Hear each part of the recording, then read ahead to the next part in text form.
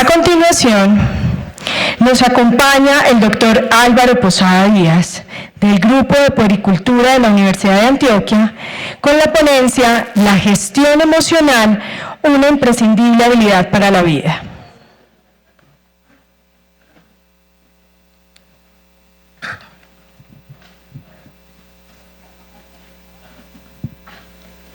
Muy buenos días a todos. Tengo que empezar por hacer un anuncio que no me gusta, pero lo tengo que hacer, y es que como único conferencista baby boomer de este evento, y por lo tanto supremamente disciplinado en mis cosas, me acabo de enterar con una gran sorpresa que solo tengo 20 minutos para mi charla. En la invitación y en la programación era más el tiempo, así que en el momento en que se acabe, se acaba. Y como yo tengo que cuidar mi salud mental y acepté la obligación, como pediatra que soy, de trabajar en la salud mental de todas las personas, incluidos ustedes, a quien tenga interés en terminar de oír la conferencia, con mucho gusto se le envío o la organización se lo envía. Cuando me pidieron el título para lo que yo quería hacer y de lo que me pidieron que hiciera, empecé a cavilar como hacemos los baby boomers, que ya no pensamos, ya no estudiamos, ya no cavilamos. Y cavilamos todo el tiempo, las 24 horas del día, inclusive cuando estamos dormidos, que era lo que iba a hacer. Entonces pensé que la gestión emocional, que casualmente para empatar con lo de Noemí, no tiene que ver con las generaciones. Es decir, cualquiera que sea la generación, hay que saber gestionar las emociones o no saberlas gestionar y afrontar lo que ocurra con esa situación. O sea que eso es independiente de las generaciones.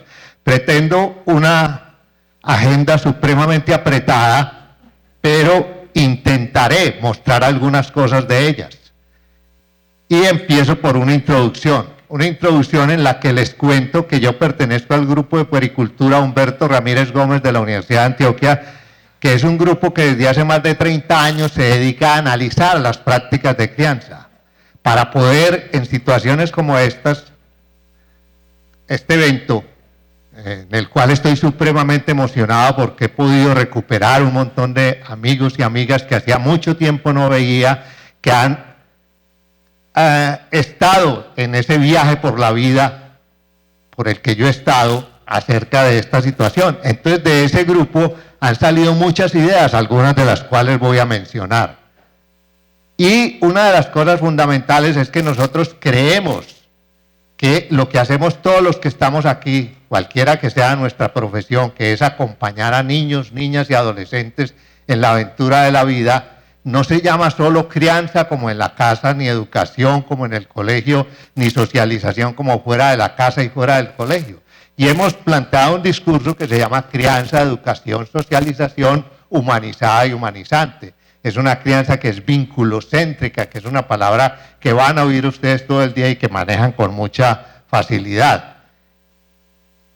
Crianza es una palabra que viene del latín creare, que quiere decir muchas cosas, como todas las que hay en la lista. Nuestro grupo plantea fundamentalmente acompañar.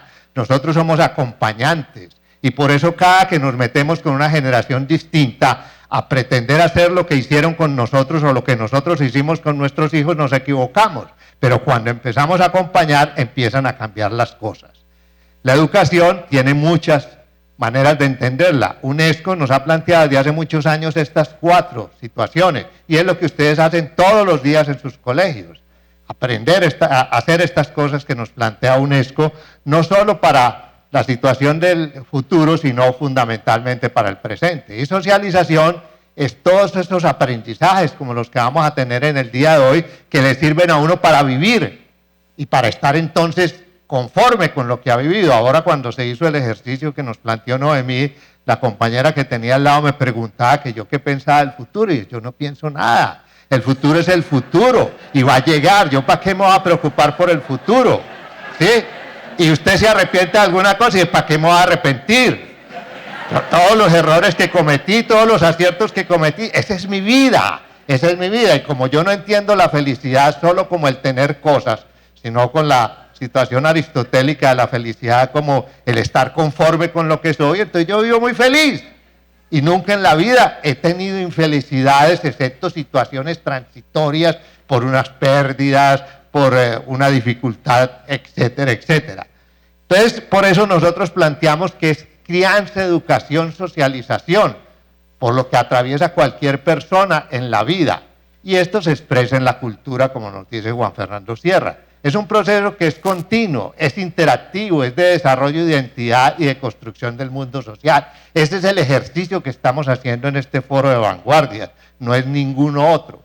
Esa crianza, entonces, el grupo ha analizado que lamentablemente, lo planteamos siempre en modo piloto automático. Así me criaron a mí, eso fue lo que yo aprendí, entonces yo no tengo nada, ni tengo que reflexionar acerca de esas cosas. Es decir, nosotros lo hacemos descuidadamente, no pensamos que la obligación fundamental, cualquiera que sea nuestra generación, en relación con niños y adolescentes, es que tenemos que ser sujetos cuidadores. Es decir, estamos unos cuidadores adultos con unos niños, niñas y adolescentes que no son adultos y que son cuidados por nosotros. Ese modo piloto automático es no ser conscientes de lo que estamos haciendo. Entonces, una de las llamadas de esta charla es que seamos conscientes de todo lo que hacemos. Ese grupo entonces ha metido todo esto en libros, en boletines, en folletos, etcétera, etcétera, que están a disposición de ustedes por medio de la organización, se los puedo pasar. Entonces yo tengo una pretensión única, es llamar la atención a ustedes, no más. Yo no voy a dictar una charla magistral como las que hice toda la vida en la universidad, antes de jubilarme y después de jubilarme, sino que voy a llamar la atención sobre algunos puntos específicos y lo voy a hacer en ese modo magisterial que aprendí y que a mí me dio muchos resultados. Sí, porque siempre fui muy bien evaluado por mis alumnos de pregrado y de posgrado, que es la repetición. Y repito, todas las veces todo lo que yo he ido aprendiendo y lo que he ido cambiando en ese aprendizaje a lo largo de la vida.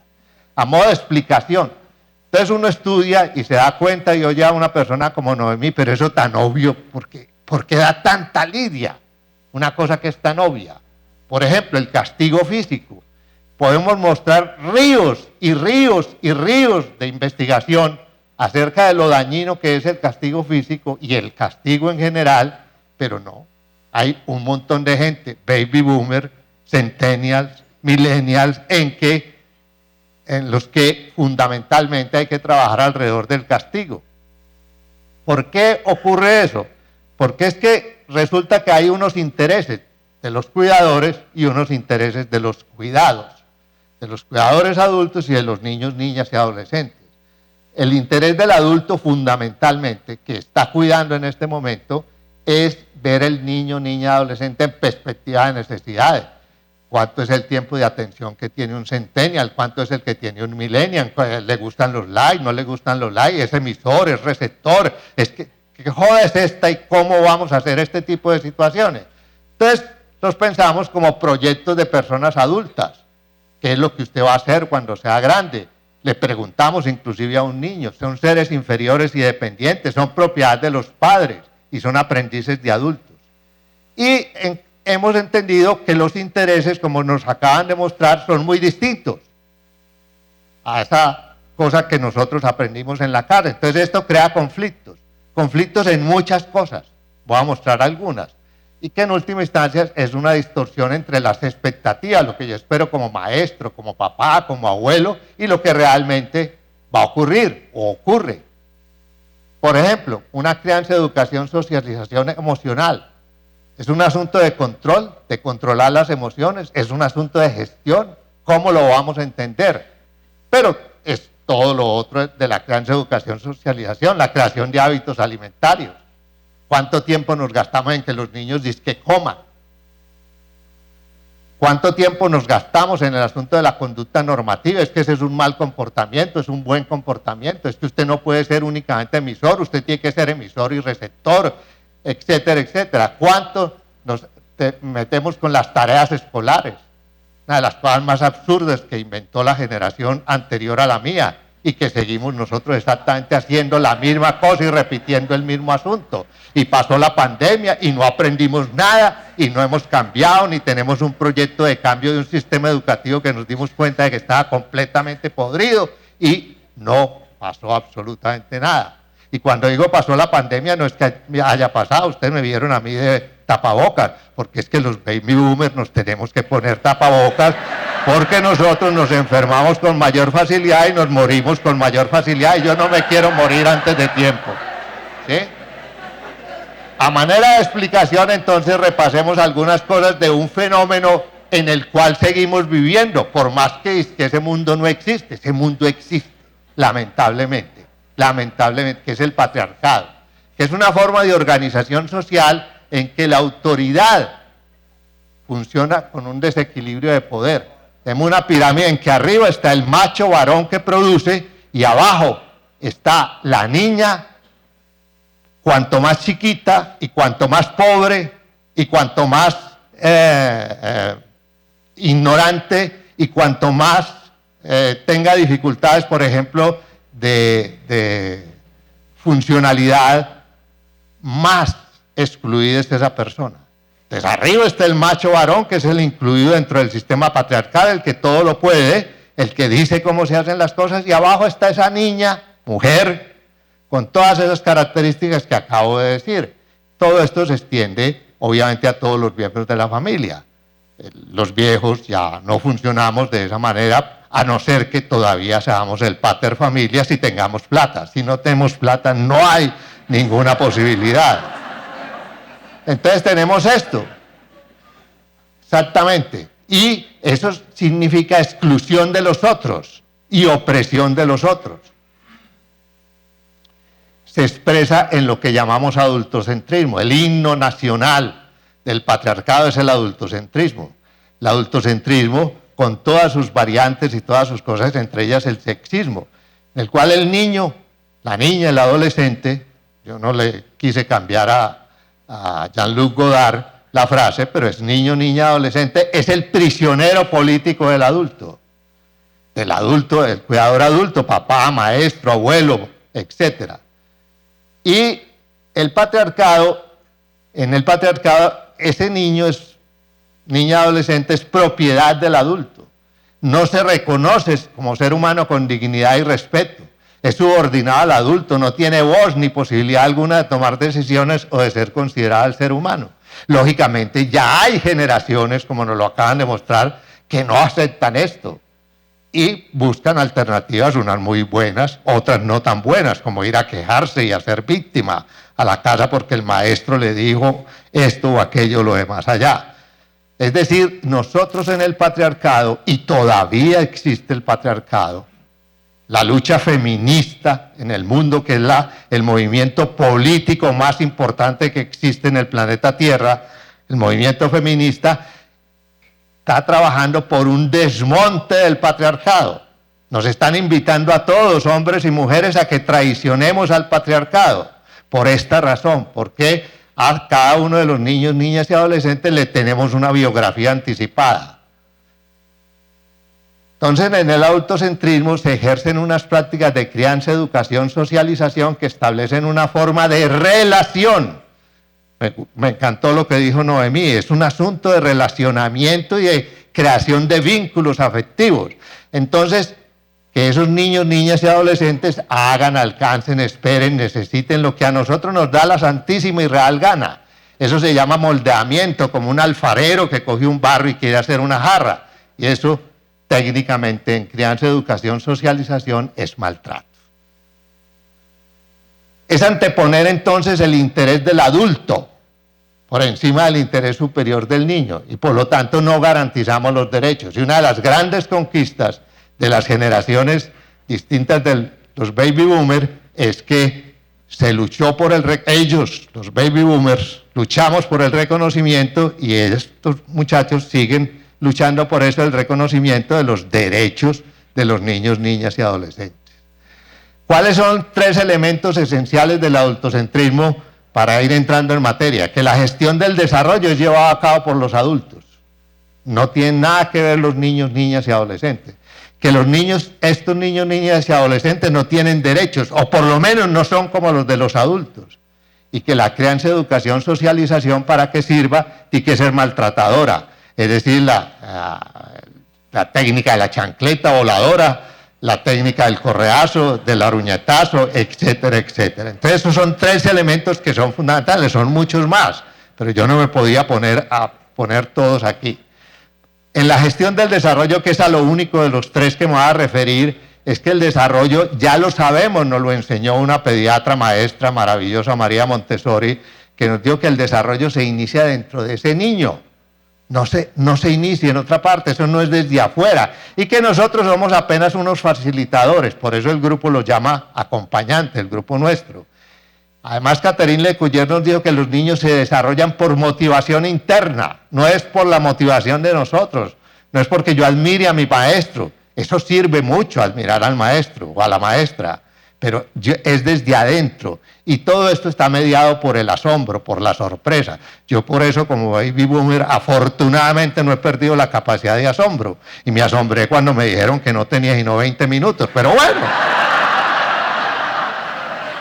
El niño es entonces, según Catherine Lecuyer, el protagonista de su crianza, educación, socialización. Ella obviamente no lo escribe así. No necesita que lo estimulemos desde afuera hacia adentro. El niño descubre por medio de conocer, aprender, meterse en el mundo real. Educar en el asombro entonces es, y en esto tienen mucha experiencia ustedes como maestros, es respetar sus ritmos, sus necesidades básicas, su inocencia, no adelantar ninguna etapa. El adultocentrismo entonces tiene unas características fundamentales. Una de ellas es que es controlador. Todo lo tienen que controlar, porque lo que se nos sale de las manos no sirve. Es que ese muchacho se me salió de las manos, le dicen a uno como pediatra en una consulta. Como todo esto se ha ido cuestionando, entonces tuvieron que inventar otro verbo, los patriarcas, que es merecer. Es que usted no se merece nada. Usted, como es de grosero con la abuelita, que usted no se merece esa bicicleta que yo le había prometido. Y nos metemos en unos enredos tremendos a esto. Pero como eso también se ha mostrado, porque a raíz de que los niños, niñas y adolescentes tienen derechos, y ya eso es un asunto legal en la Convención sobre los Derechos del Niño, en la Constitución Política de los países, en los códigos de infancia y adolescencia de los distintos países, entonces dijimos, bueno, entonces yo voy a permitir. Entonces manejamos un montón de verbos alrededor de esto. ¿Para qué? Para conseguir la sumisión de esos cuidados, de esos niños, niñas y adolescentes, de esas generaciones. ¿Para qué? Para entenderlos en perspectiva de necesidades, como ya habíamos visto, y lograr hacer lo que tengo que hacer yo como parte del patriarcado. Los niños, niñas y adolescentes son adultos en miniatura y necesitan alimento y entrenamiento para todas aquellas cosas que nos enseñaron en la clase de ciencias, que es crecer, multiplicarse, etcétera, y etcétera. Yo lo llamo aquí trabajar y procrear. Es algo como esto. Yo ya florecí, ahora yo voy a permitir que tú florezcas. ¿Cuáles son los verbos adultocéntricos? Son verbos generalmente transitivos, es decir, la acción pasa del sujeto al objeto. Y no todo verbo transitivo es verbo adultocéntrico, pero veamos algunos de ellos, y ustedes los invito a que hagan el ejercicio mental ahí sentados, oyéndome. ¿Cuáles de esos ustedes utilizan en todo momento en la relación con los niños, niñas y adolescentes? Controlar y los relacionados, dirigir, vigilar, objetar, impedir, permitir, acceder, autorizar, conceder, dejar, tolerar, ayudar, cada rato hablamos de ayudar, colaborar, nos interesa un montón de situaciones, merecer, premiar, castigar. Todos los discursos modernos de disciplina han trabajado en contra del premio y en contra del castigo. Y entonces se trabaja por el reconocimiento en lugar del premio. Se trabaja por la corrección de la acción, no del sujeto, sino la corrección de la acción, etcétera, etcétera. Entonces, esos son los verbos que utilizamos. Y como no voy a terminar con seguridad, entonces de una vez les digo que ustedes reflexionen sobre esos verbos y los invito a que los borren de su discurso. Y puede ser que alcance a mostrarles los que yo considero alternativos. Hagamos algunas precisiones. Gestión quiere decir administración de, por ejemplo, administración de mis emociones, administración de mi plata, de mis propiedades. Gestionar es administrar, es algo muy distinto de control y de controlar. Entonces, uno de los planteamientos en relación con las emociones y con la vida emocional es que no nos referimos a controlar emociones, no nos vamos a referir a lograr el control de las emociones. Y resulta que dentro de estas previsiones es necesario entender que en la primera infancia se define la vida. ¿Por qué? La primera infancia es un periodo de la vida definido, esto es artificial obviamente, que va desde la concepción hasta cuando se cumplen 6 años. Ahí ocurren un montón de cosas que van a hacer que yo actúe en un escenario como este de una manera o de otra. Es decir, se configura y se organiza la mente mediante el funcionamiento cerebral. En esta época se da el desarrollo neuronal esencial, se crean las capacidades de los seres humanos, es decir, el hardware y el software está casi listo. Cuando yo cumplo 6 años, me eché una mochila al hombro en compañía de los adultos. Fíjese que no digo los adultos le echaron una mochila al hombro, sino que yo, niño, niña, que cumplí 6 años, me eché una mochila al hombro que me va a acompañar hasta cuando me muera. Justo, seguramente la mochila me la van a echar allá en la cripta, que nos dijo nuestro ponente, la persona presentadora inicial, en la cripta que alguna vez vamos a comprar para decir yo quiero descansar en este sitio. Entonces tenemos el hardware y el software casi definitivo. Por eso decimos que se da la estructura neuronal para toda la vida y que en la primera infancia se define la vida. Es decir, a mí, en el sistema patriarcal, cuando yo cumplo 6 años ya me formaron como misógino, como aporofóbico, como abusador, como castigador, como homofóbico, como hijueputa, para utilizar la palabra real y sólida que tiene el castellano para eso. Y ya me están diciendo que acabé. Entonces, como ya se acabó el tiempo, lamentablemente, yo les termino aquí y les agradezco su atención.